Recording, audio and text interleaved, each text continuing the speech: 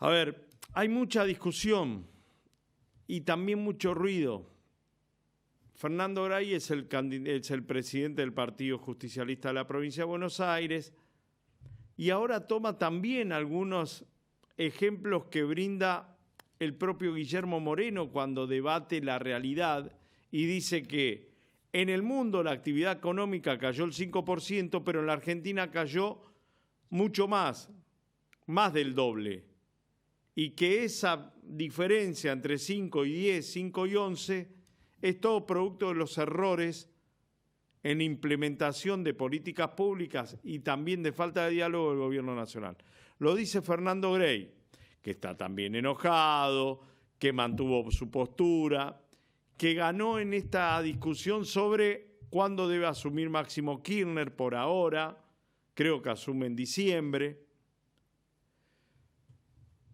Tuvimos la oportunidad de dialogar sobre el tema económico, sobre el tema de hasta dónde puede durar una pelea entre el presidente y su vice sobre el rumbo económico, sobre el dólar, sobre Vaca Muerta, con Ricardo Delgado.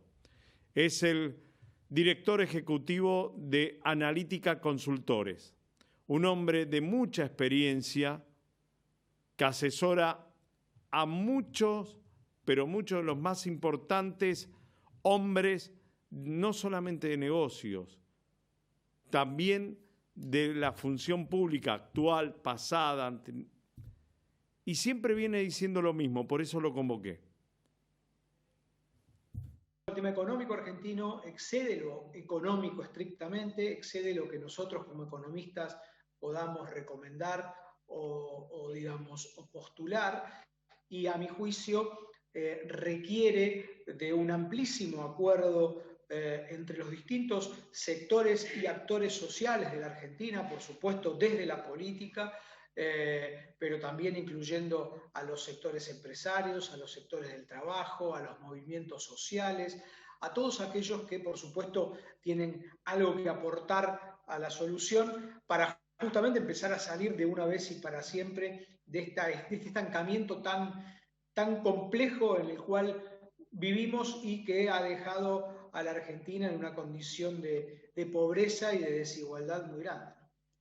En nuestro país quizás el único caso, o al menos el que yo conozco, y el que reflejan las economías que tienen algún tipo de conexión con el resto del planeta, en donde hay inflación y hay una caída de actividad abrupta como la que hubo el año pasado. Es decir, uno siempre entiende que cuando no hay actividad no hay inflación. ¿Por qué se produce este hecho casi inédito para la economía?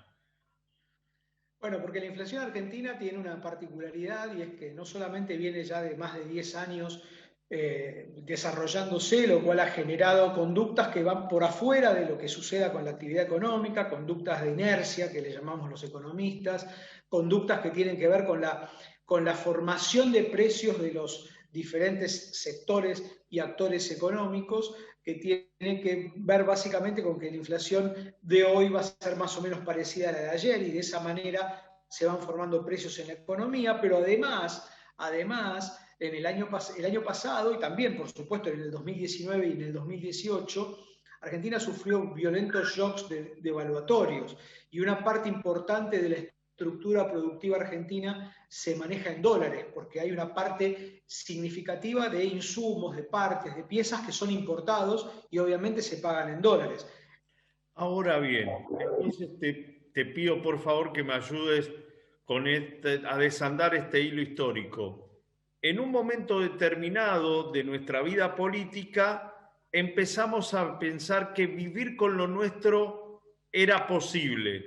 Y ese vivir con lo nuestro también significaba reemplazar importaciones con productos que nosotros podíamos producir para no generar tantos egresos económicos vía importación de productos imprescindibles para la producción diaria.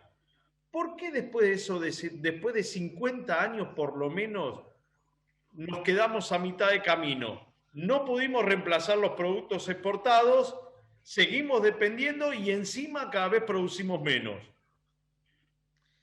Bueno, a ver, este día, no, digamos, es una pregunta muy relevante justamente porque uno de los grandes problemas estructurales que tiene la economía argentina, producto de estas largas décadas que hablábamos al comienzo, tiene que ver básicamente con la ausencia estructural o con la falta estructural de dólares, que paradójicamente esa falta estructural de dólares para la producción, para poder importar, para poder mejorar las condiciones productivas del país, la gran paradoja es que los argentinos en realidad tenemos esos dólares. El problema es que los sacamos de circuito, los hemos ido guardando en cajas de seguridad, en el colchón, en cuentas no declaradas en el exterior.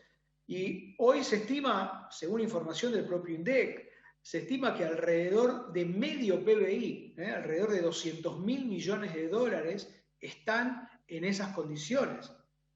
Propietarios de argentinos que ni siquiera están dentro del sistema. Porque si esos dólares los argentinos los hubiésemos ahorrado, dejado dentro del sistema productivo, ok, los bancos hubiesen podido volcarlos a aquellas empresas que producen para exportar. En fin, digo, se le podrían haber dado una multiplicidad de usos a esos dólares. El problema es que los argentinos, cada vez que tenemos un peso, compramos dólares y esos dólares nos damos vuelta y los sacamos del circuito. Quedan los pesos y los dólares desaparecen.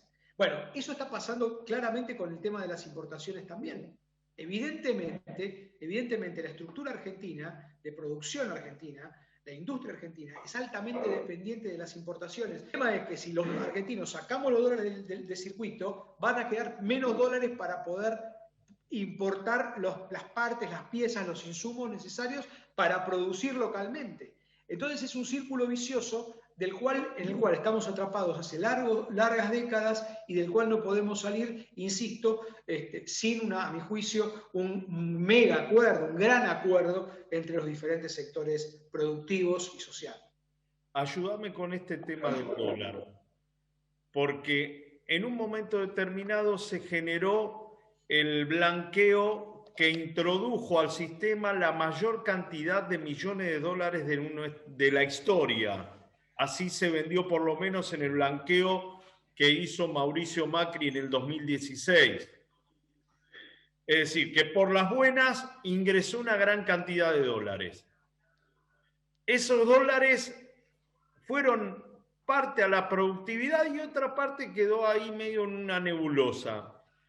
Y también fue aplicado para otras medidas sociales como por ejemplo las jubilaciones. No ingresaron más dólares. Y el otro esquema económico, que es el del actual gobierno, es apretar a los empresarios, apretar a aquellos que ellos creen que tienen los dólares guardados, exigirles que vengan casi con una ametralladora o con un bat de béisbol, no sé cuál figura quieres tomar. Digo, ninguna de las dos medidas hace nada para que ingresen dólares. Bueno, a ver, es clarísimo. Una aclaración no menor. El blanqueo anterior, se blanquearon 100.000 millones de dólares, 106.000 millones de dólares para ser precisos, los dólares no ingresaron.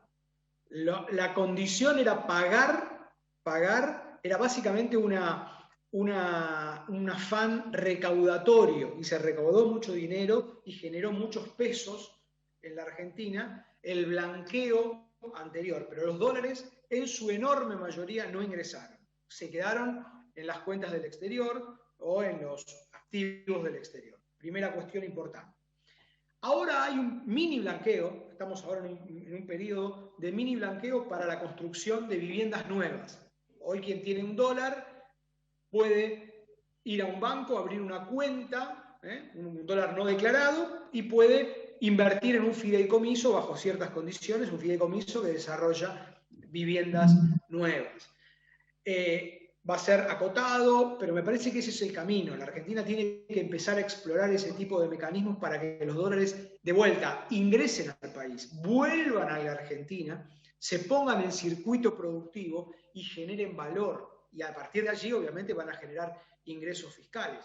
Ahora, como bien vos decís, si nosotros desde el gobierno no se le da una certidumbre de que esos dólares no van a ser luego expropiados, no van a ser luego perseguidos fiscalmente. Si no hay certeza de eso, esos dólares que hoy están afuera del circuito no van a volver nunca a la Argentina y el problema se va a seguir agudizando con lo que planteábamos antes de la falta de dólares para poder producir localmente. Te exprimo porque sé que sabes de cada uno de los temas que te voy a preguntar. El tema que tiene que ver con la región patagónica. Tuvimos 20 días de paro salvaje en la capital del petróleo. Uno que anduvo por ahí se da cuenta que es una concatenación de peajes que hay para extraer lo que tenemos en el suelo.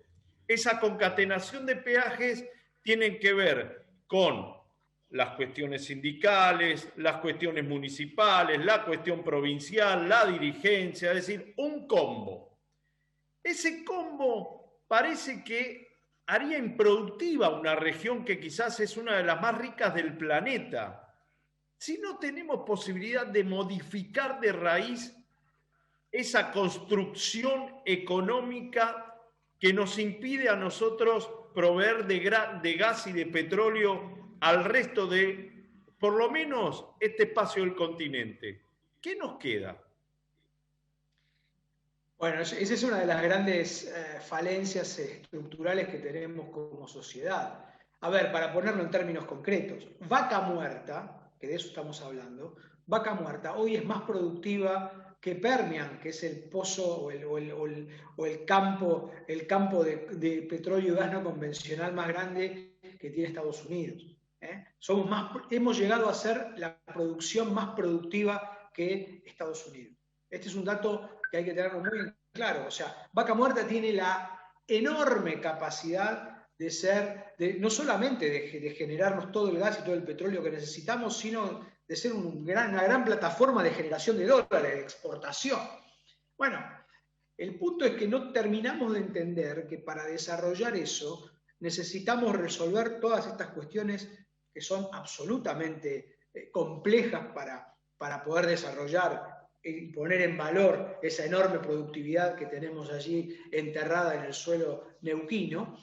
Pero además tener muy en claro que hacen falta trenes, que hace falta un gasoducto, que hace falta una infraestructura básica que hoy no tenemos. Entonces, por supuesto, caminos. Si uno ve el camino Anielo, de Neuquén a Anielo, y ha mejorado un poco, pero la verdad que sigue siendo un camino.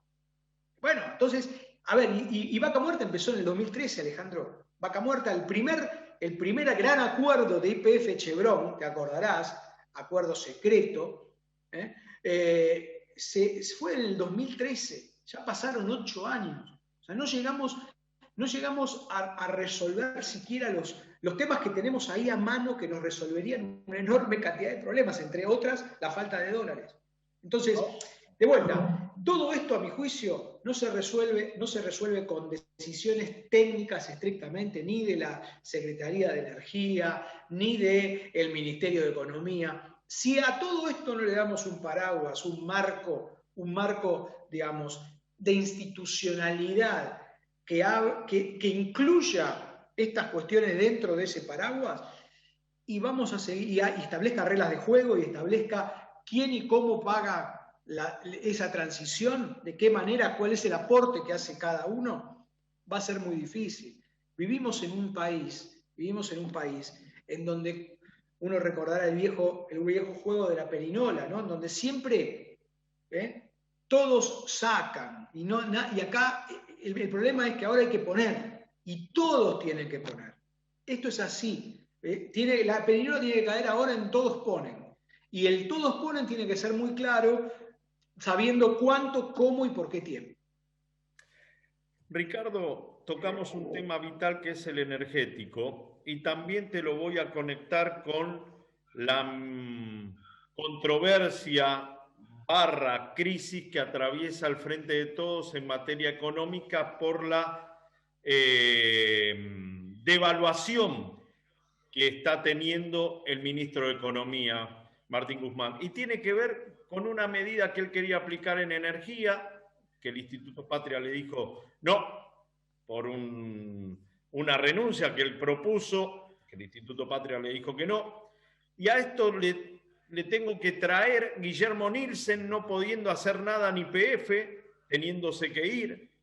Es decir, ¿cómo podemos pedir un diálogo general cuando el propio oficialismo es el que te torpedea entre las líneas medias y altas el propio proyecto? Sería lo natural, lo lógico, era lo que estaba pasando, te diría, hasta hace 2 semanas atrás, más o menos, en donde había un gobierno, una coalición con sus problemas, con sus errores, con sus desaciertos y con sus algunos aciertos en los últimos meses en materia económica, en particular en lo fiscal y monetario.